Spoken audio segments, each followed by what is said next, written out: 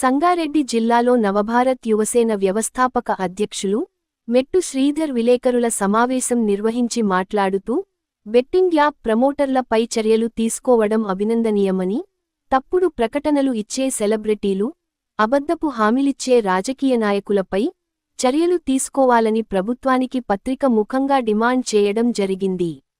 నిత్యం ప్రజలు ప్రత్యక్షంగా పరోక్షంగా అనేక విధాలుగా మోసపోతున్నారని, డ్రగ్స్ గంజాయి సైబర్ క్రైమ్ల వల్ల ఆరోగ్యపరంగా ఆర్థికంగా నష్టపోతున్నారని, ప్రజలకు వీటి పట్ల అవగాహన కల్పించాల్సిన సెలబ్రిటీలు, రాజకీయ నాయకులు తప్పుడు ప్రకటనలతో తప్పుడు హామీలతో ప్రజలను మోసం చేస్తున్నరని, అలాంటి వారిపైన చర్యలు తీసుకుని వ్యవస్థను అభివృద్ధి చేయాలని కోరారు. బెట్టింగ్ అని చెప్పి పరోక్షంగా ప్రత్యక్షంగా యువత ప్రజలు అనేక రకాలుగా ఇబ్బందులు పడి తమ ప్రాణాల మీదకి తెచ్చుకొని ఆర్థికంగా కానీ ఆరోగ్యపరంగా కానీ అనేక విధాలుగా నష్టపోవడం జరుగుతూ ఉంది. మరి ఇంత మంచి కార్యక్రమాన్ని తీసుకున్నటువంటి పోలీస్ డిపార్ట్మెంట్ వారికి నేను హృదయపూర్వకంగా ధన్యవాదాలు తెలియజేసుకుంటున్నా. అయితే ఇక్కడ ఇంకొకటి, మనం ఈ సమాజాన్ని కానీ ఈ వ్యవస్థను కానీ ప్రశ్నించాల్సిన ఇంకా చాలా అంశాలు ఎక్కడున్నాయంటే, మరి అలా బెట్టింగ్ యాప్ అనేది తప్పు, దాన్ని ప్రమోషన్ చేసిరు, వాళ్ళపైన కేసు పెట్టిరు కరెక్టే.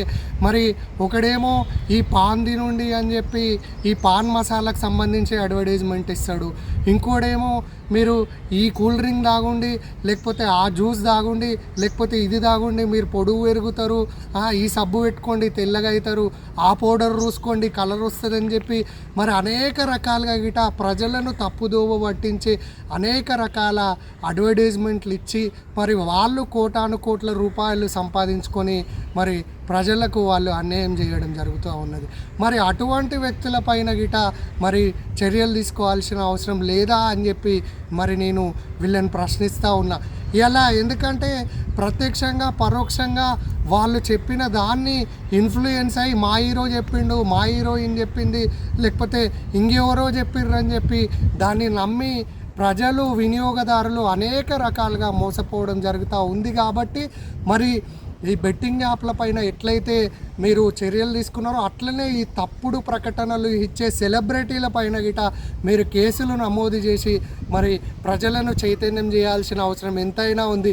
మరి ఇలా మనం ఇంకా డెప్త్గా ఆలోచన చేస్తూ ఉంటే ఈ ఇన్ఫ్లుయెన్సర్లే కాకుండా ఈ హీరోలే కాకుండా మరి రాజకీయ నాయకులు గిట నోటికొచ్చినట్టు ఇష్టం వచ్చినట్టు హామీలు ఇచ్చి మేము అది ఫ్రీ ఇస్తాం, ఇది ఫ్రీ ఇస్తాం, కొండ మీద కోతిని తెచ్చి పెడతాం, ఆ కొండ కింద ఉన్న ఎల్కందోవి ప్రజల చేతిలో పెడతామని చెప్పి అడ్డమైన హామీలు ఇచ్చి మరి అనేక రకాలుగా అప్పులు చేసి ఈ రాష్ట్రాలను ఈ దేశాలను ఆర్థికంగా దెబ్బతీస్తున్న రాజకీయ నాయకుల పైన గిట మరి కేసులు పెట్టాల్సిన అవసరం ఉందా లేదా అని చెప్పి నేను ప్రశ్నిస్తూ ఉన్నా.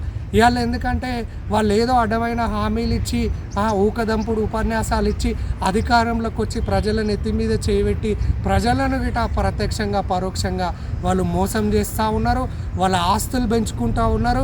ఇవాళ ఇటువంటి ప్రశ్నలు ప్రజల నుండి ఉత్పన్నమైనప్పుడు ప్రజలు చైతన్యమైనప్పుడే మరి మనం ఒక మంచి సమాజాన్ని నిర్మించే అవకాశం ఉంటుంది, ఒక మంచి బంగారు భవిష్యత్తును మరి నేటి తరానికి బాటలు వేసే అవకాశం ఉంటుంది. కాబట్టి ఇవన్నిటిపైన గిట ఖచ్చితంగా కూలంకుషంగా చర్చించి మరి స్టెప్ బై స్టెప్ ప్రజలను చైతన్యపరిచి వీటన్నిటిపైన గిట ప్రశ్నించాల్సిన అవసరం ఎంతైనా ఉందని చెప్పి నేను తెలియజేసుకుంటూ సెలవు తీసుకుంటున్నాను.